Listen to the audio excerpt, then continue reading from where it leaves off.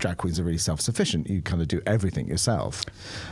People think we've got this massive team behind us, but it's just us and probably a mate or boyfriend if you're lucky, if they've got some taste. What about your other personalities? They count. I only have two.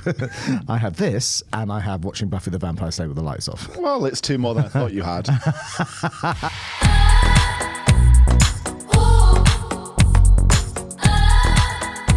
Hello, darlings. Beastie Galore here, the queen of the mess. I am here joined by my great-grandmother-in-law, Bunny Galore. Hello, my darling. How are you? Hello, my angel. How long did that take to rehearse in the mirror?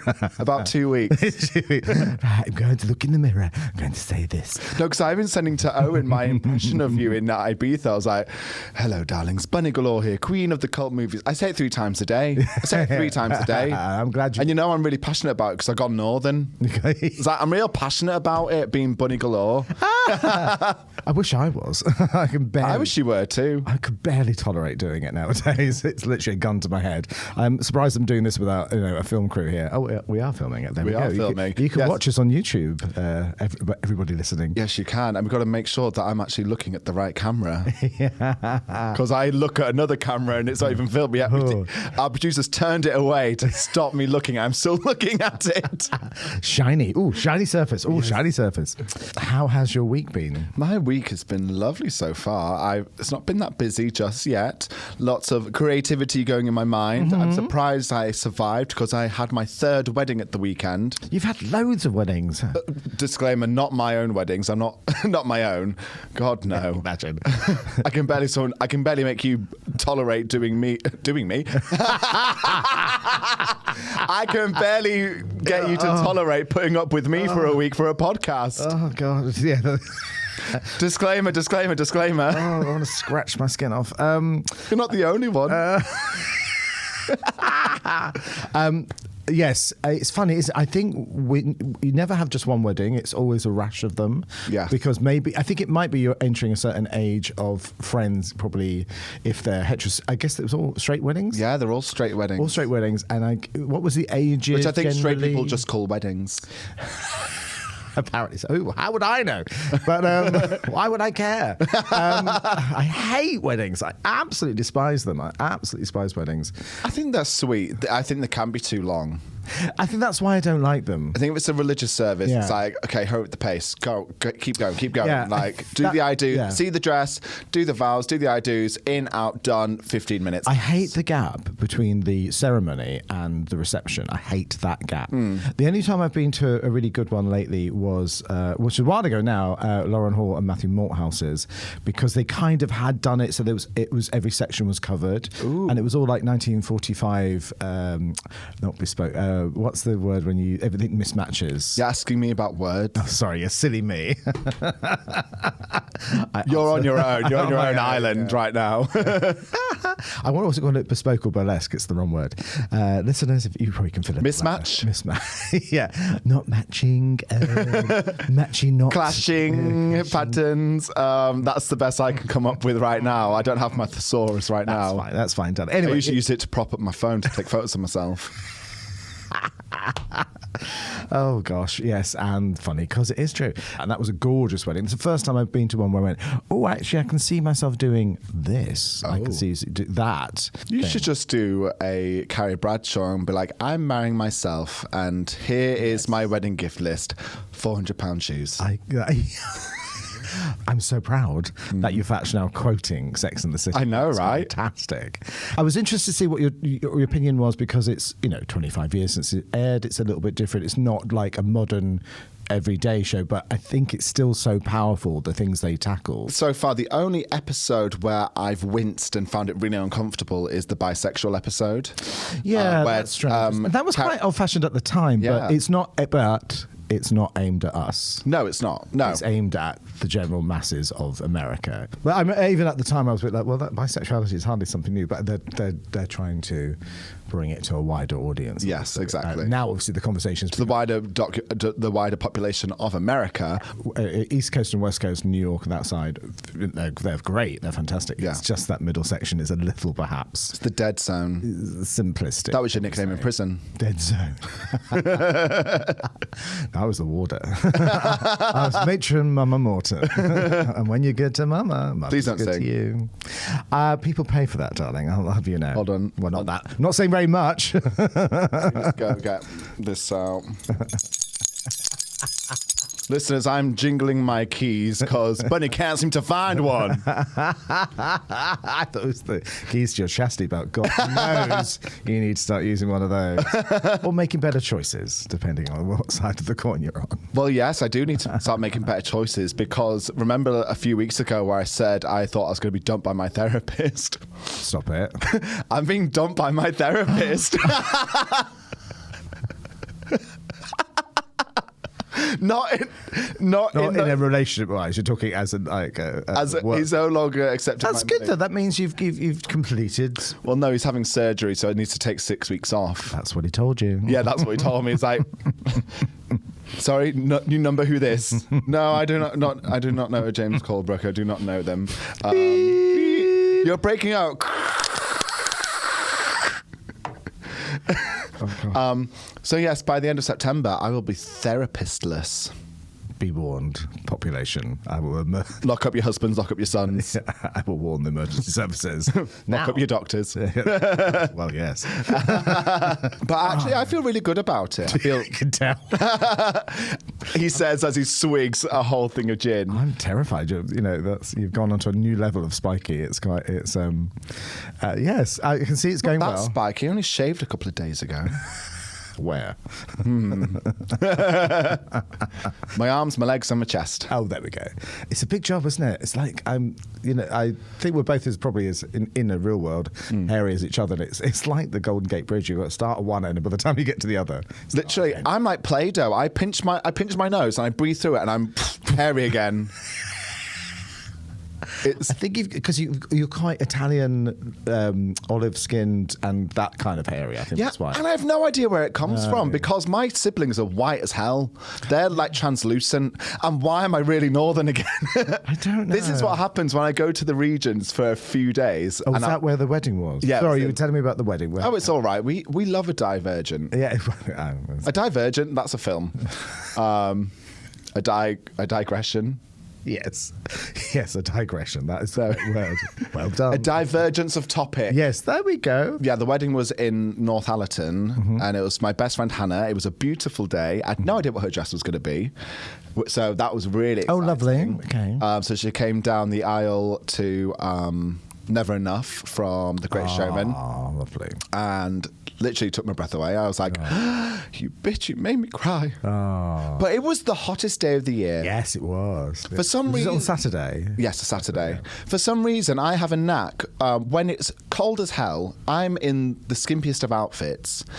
And then when it's hot as hell, I decide to wear trousers and a shirt and a suit. Well, you can't. What would you be able to wear? You'd have to wear, unless you have a very lightweight suit. Yeah, I wore black. So you look gorgeous. I saw the photographs. You look absolutely stunning. Thank you very much. It's really lovely. Especially the blonde hair. I think that's the first time I've seen. Have you been to a wedding with the blonde hair? No. No, that's why. That's why it looks so different, I think. So I have other suits, but I've not tried them with the new hair. So I was like, you know what? Black is classic. It will work regardless. I think what's happening, James, there is I'm so used to you because we're friends. We see each other quite a bit. But Friends is a big term, but yes. I was going to say co-workers, and I'm a solo act. You know what happens to all my co-workers? They get fired. When photographs, I see the blonde hair more than I do in real life. Yeah. Because I just see you, is what I'm trying to say. It's like It's like Jasper, Owen's dog, would only see me if I'm dressed as myself or as Bunny Galore. No reaction whatsoever. So it's a bit like... Dogs can sense things. Yes. So they can kind of... It's so weird, isn't it? But I see it more in photographs, and it looks great. So I love you'd say in person you see my bedazzling personality and soul and... Yes, I see your soul. Yeah, I do see your soul. Emphasis that has an S at the beginning. So old. We were staying in... They said glamping pods. it felt like I was in a hobbit hole, and also I borrowed my mum's car, borrowed my mum's car, and I looked there for 48 hours. What's happened? But I borrowed my mum's car, so she has a Peugeot 206, and I look like Bowser in Mario Kart. Like I look too big for the car. I looked like wacky races. Like yes, it's like in a kid's car. It looked like a kid's car, and I was just like spewing out over the sides, like one leg out, literally. About the other side. I never knew I was so bendy. Oh. But the day was absolutely beautiful. It was absolutely stunning, and I did a reading as well, and I said all the right words at the right time. I wasn't going to react to the word reading. Yes, you were. You were going to say, "Can you read?" Yes, of course I can read. Okay, double gin and tonic in Northallerton. Oh, I know. £5. Mad, isn't it? I know. In Glasgow, I did that whole city tour I've been doing of the UK and that nobody asked for. Yeah, nobody asked for, no wanted, and I barred from several places now. Glasgow. I think it was Wednesday night student night. I think we were out. We didn't know that. Didn't know what day of the week it was at that point. I remember it was 2 different rounds of drinks. I swear, one was 4 drinks, £11.50. All double vodkas, and then the next round I think we added another drink, and it was suddenly about £14. I was like, is this like they're just making it up when you go to the bar? I don't understand what's happening. I'm not complaining, but I went, that's the price of one drink in like Soho. It's like, what is going? I do think that drinks are watered down slightly. Yeah, which is not a bad thing because I managed to survive without a hangover for all my time in Scotland. The only time I think where it was suddenly London prices were Edinburgh Fringe, but then I think suddenly it was back to full strength. I think Edinburgh is naturally that expensive. Anyway. I think it is as well. Yeah, I think it is. It's because I don't think you really feel a difference when you're in Edinburgh, but the difference was massive in Glasgow. I was like, wow, this is dangerous. But I do think the was a little bit watered down, which is a good thing. When I was a student in Newcastle, you could get 3 treble vodkas for £5. Oh my gosh! And my friends from school who listen to this podcast are going to go, I know what he's going to say. He's going three treble vodkas for £5. That's exactly what they would say. And how was your weekend? Because you were in Sheffield. Yes. I'm sorry. So I've done this convention many times before called HorrorCon, and I always say Sheffield because they put me up in a hotel in Sheffield. It's actually between Sheffield and Rotherham, so it's literally in between. There's like the M1 in between, and there's a road. There's a big road. And it's just off that. But I think because I've always stayed in Sheffield, I will say, oh, it's in Sheffield. It's not actually, I think technically it's Rotherham. But it's in between the two. There's this massive, huge metal works place called the Magna Centre. It's now a museum and a convention centre, but it's the most dramatic looking, like, full-on building. I mean, I know that we've still got those sort of places out in the Dockland area in London, but do you feel like you're getting on the Millennium Falcon or something, like something really massive and huge? Yeah, it is. It is quite stark. Funny you should say that. It does feel that kind of distressed, kind of alien-looking thing. Yeah, kind of. It's that feels 70s. I think maybe that's why I would say Star Wars. But anyway, so we've done it many, many times. I couldn't do it last year because I was doing Britain's Got Talent. I couldn't tell them that at the time. Were you on Britain's Got Talent? No, lies. I was about to say you've never mentioned it. That's the worst thing about dying now. That is what they will write about me. That's the most depressing thing. Isn't that scary? I need to do a new talent show. Yes, you do. Because what am I saying? I had my own TV show for about 11 years. I was going to say, find a talent first, babe. But that's why we didn't win. How far did you get, actually? Semi-finals, which is a lot more than I've expected to ever. Because it was a bit of a one-trick, thing. It was just like a silly, almost like a number you'd do at a charity show, a theatre charity show, like that sort of because I've done those 3 times before. I've done a lineup of dames in big charity shows. That's just Owen's birthday. Exactly. No, we've just done I've done my first read of him today. I'm going to get an angry voice note that I won't be able to understand. I was on my way to Sheffield when I got that voice note. I was laughing so hard. It's when Jasper joins in halfway through and he's going, I can't repeat anything he says because he's swearing quite a lot at what we were saying about him last week. And then halfway through, what do you think, Jasper? I was like, that's a wonderful timing. I will say at the weekend, I got massively trolled on social media, and it made me feel like, this is what Owen feels like listening to the podcast. Yes. So Okay, listeners, it's about time that I did a public apology to all the reading and shaming that we are doing of our beloved friend Owen Mallon. This may not make the edit, but... But you can send it to it as a voice note individually later. Oh, that's what... Yeah, I'm doing two birds with one stone. I'm doing it at the same time.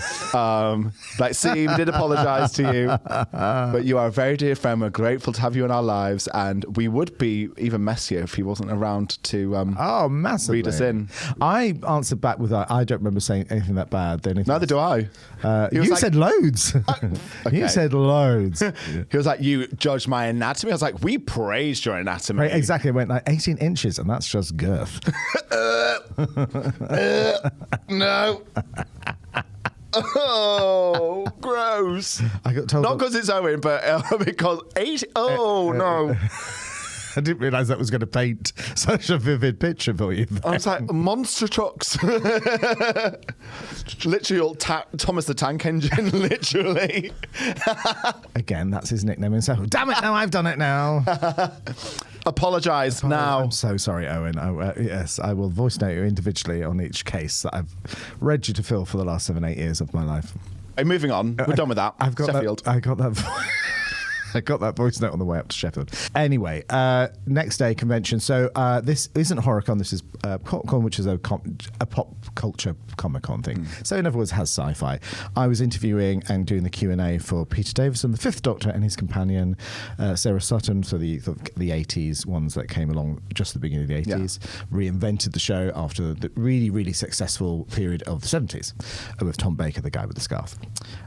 So saved the show from pretty impossible. It'd be like Matt Smith did with David Tennant. Basically. Oh, okay. You know, like you think the show would be over after David Tennant, and that actually the show always carries on because it renews and it renews. And then I was doing the cosplay competition later on, which is something I do at HorrorCon as well, which is great fun.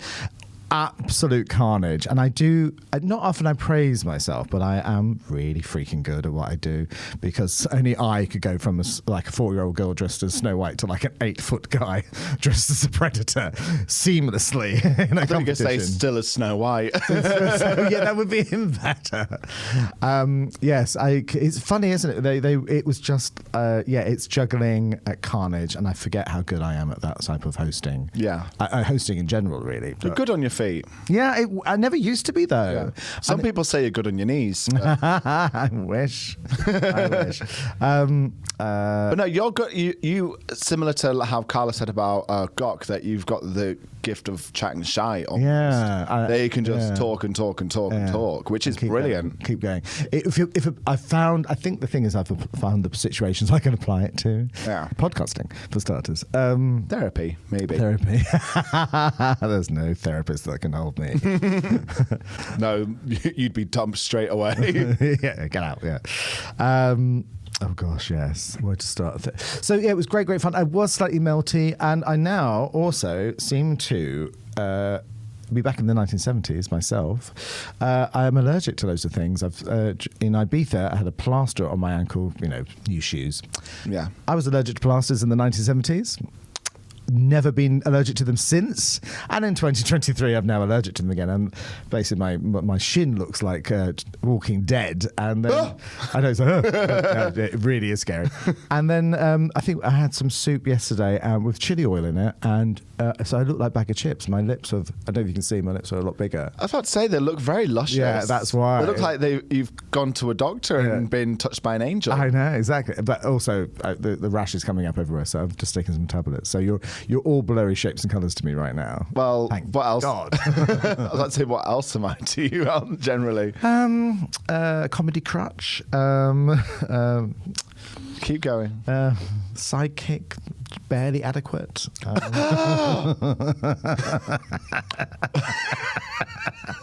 Far less than average. Joking, obviously. Not joking. That's fine. I can take it from you. I can't.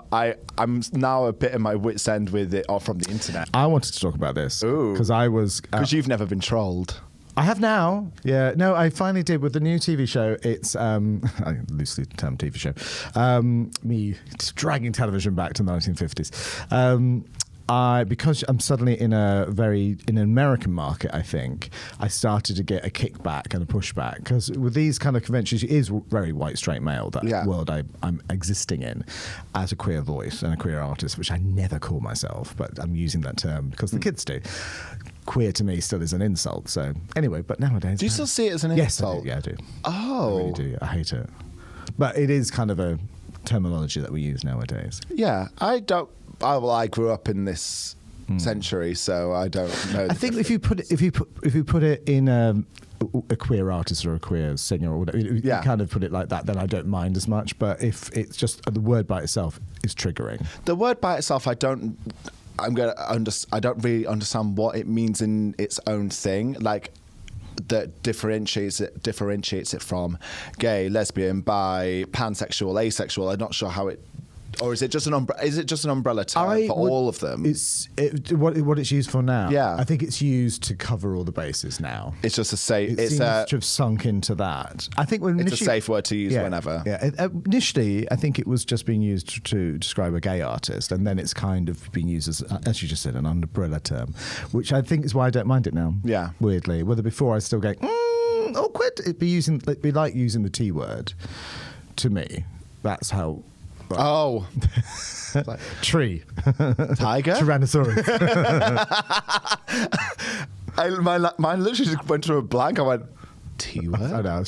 I'm not going to say. I'm going to ask you after to check if I'm right, but because I'm actually still not sure. But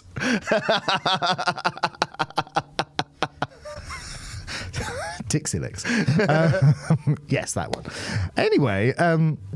So I did want to ask you about this because I was so the convention went really well, and I was driving back after the convention on the Sunday, absolutely deliriously overtired by this point, and heat, I think.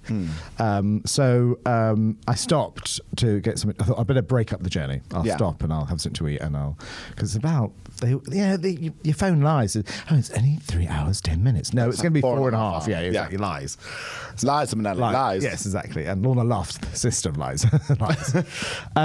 So I stopped, and that's when I saw you'd put that post up about some twat, basically, commenting. I guess that was a DM it was about a DM, the story.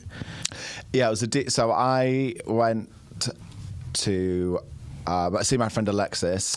Oh, yes, yes. And I was stood outside, and he took a video of me while I was scrolling through my phone. I will add, you messaged me going, "What are you doing? Googling how to work a door?" God, I'm funny sometimes. Someone did DM me. I was waiting outside Alexis's flat. Yes. Obviously, like, I was kind of like letting everything relaxed. And I'm aware that I have a bit more meat on me than I usually do, which is fair. I'm embracing it, and I love it. I'm really liking it. Well, my reflection tells me even more because, body dysmorphia is really fun. And they commented saying, "Where are the abs?"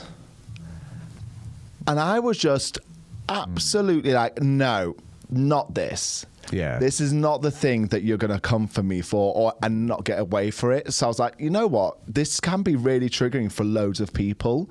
It doesn't really trigger me that much because I know I've got body issues. I know I have a bad relationship with it a lot of times. So I was like, you know what? If I stay silent to this, what's going to stop this person saying this to somebody else who might be more fragile? In a worse position, yeah. Exactly. So I was like, no, I'm actually going to speak up about this because, okay, yes, I'm a fitness professional. I'm paid to exercise all the time. My physique is not your regular physique, and that is, we can't escape that. But what you can escape is saying something that can then be misconstrued and makes someone feel triggered or feel hurt or upset. Because the one thing you don't know is what someone is going through at any moment of the day. This person could have literally meant being like, "Oh, we've not seen your body on Instagram a lot, so where are the abs?" But no, they were looking for attention. There's a technique that straight boys do with girls is to sort of say like, well, they kind of belittle them to kind of make the girl come. This is a basically saying something like, oh, you have so much confidence to go out in that outfit. Yeah, to kind of make the girl want the approval. Yeah. This is a TikTok video I've seen, as if I even know this in It's reality. like, I love you preach body confidence. Yeah. And it's like, excuse me. Exactly. It's that reaction, I think, is probably what's happening. That's my automatic go-to, because they probably want to sleep with you, and they never think they have a chance with you normally, so they come up with that sort of bullshit. I did zoom in on the photographs because I am a stalker, and I will find them, hunt them down, kill them, and bury them in a shallow grave. I know a lot of torture things. I used to work at the London Dungeon, so just as a warning. This is one of them right now. Yeah, exactly. Podcast. Yeah. This is the 21st episode of Bunny and the Beast, and believe me, this is torture for me, so it's going to be worse for you. Welcome to Purgatory. Yeah, exactly. But no, I wanted to put a highlight on there, being like, you can't comment on someone's body in that way because you don't know their relationship, you don't know what they're going through. That could massively trigger them into a spiral. I'm very good that I'm just like, okay, read that block. Yeah. But that just made me go, you know what, this is not the place for this. And someone did comment on it today, being like, you're young, white, cis and gay, like, do you really think you're the best messenger for this thing? And I was like, well, that's even worse. Well, yeah. I was like, what did they say? What did they say? I did screenshot. Falling straight into the trap there. He was like, your young, white, cis, gym fit body offers self up consistently in Speedos. With respect, isn't your account part of the problem? I totally agree with the sentiment of your post, but not sure you're the right messenger. It seems to me you contribute to and profit from a culture of narcissism and body fascism, that's a big word, and cruel objectification. Don't you see that your account is communicating the same thing to all of your followers? Where are your abs? Don't follow the account. Right? If you don't like something, don't engage with it. Simple can that be? And another Get off Instagram, you insignificant little idiot. I just don't understand the culture on trying to say, bring anyone down. And I would never dream of going to somebody going, where are your abs? Oh my God. Yeah, I would exactly. never say this to anybody. No, you wouldn't, and that's why you're my friend. I think you do social media really well. David Ames does social media very well because it's kind of, aspirational, like, look, but very funny. And always very self-deprecating.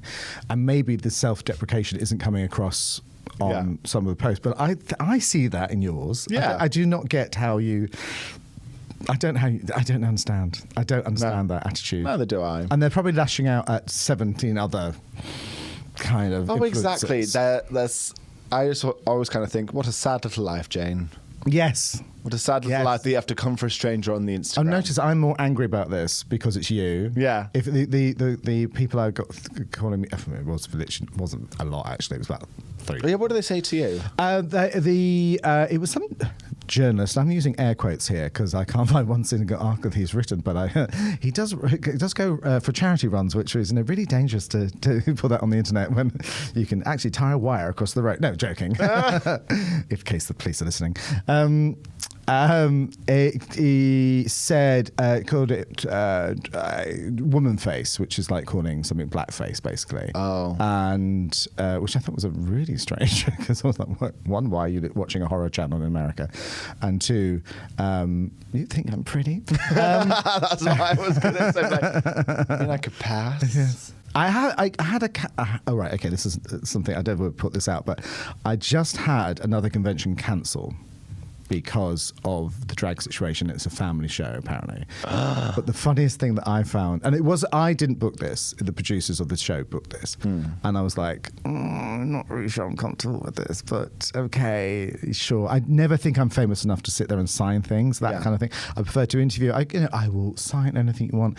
I will, take 1,000 selfies with you. I would lick you if you ask me nicely. And buy you dinner first. Well, maybe a cocktail.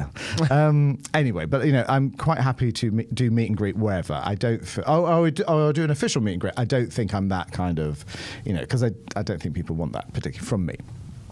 And that's what that convention would have involved. So I was a bit like, I'm not sure I want to do that. But okay, maybe I should. Maybe I've got to that point now. Perhaps I should. And then they cancelled because of it.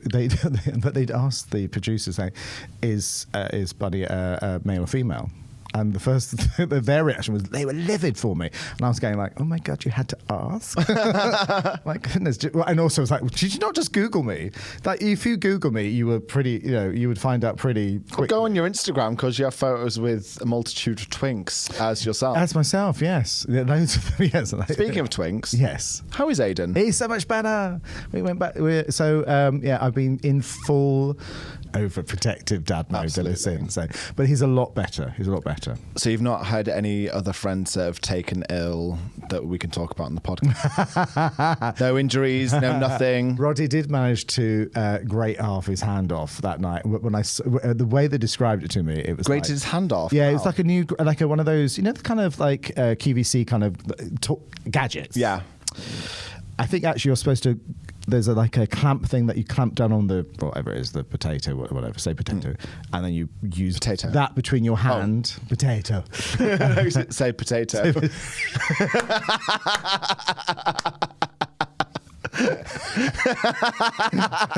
Squirrel. You use that device between your hand and the cutting thing. He didn't use the device thing, so he just kind of went through and grated the side of his hand off. The way they described it, though, it was like, oh my gosh, it's like fingers on the floor. I see them the next day after I've taken Aidan to the hospital. Yes, it's literally like a small plaster. But I think it's one of those things that probably bleeds a lot more than actually looks bad. So, Well, I'm sorry, Roddy, but because I know you listen to this, but your little cut is not enough to dedicate an entire episode to you. So if you could do better next time, yes, that would be brilliant. Because we're running out of ideas. We really have years ago. Yes, we need to have voodoo dolls of friends and put them and be like, that can happen to you. That can happen to you. The touch wood, everybody else is still in one piece, thankfully. Well, physically, and mentally, I don't know anyone mentally in one piece. No. Well, what we were just saying about like all the muscle Marys on my Instagram, they might be, they might look very aspirational, but I personally know they are not in any shape good mentally. No, I'm looking off to the distance because I'm like trying to think of somebody that is. I can't think of anybody. Ow! That sorry, I thought too hard.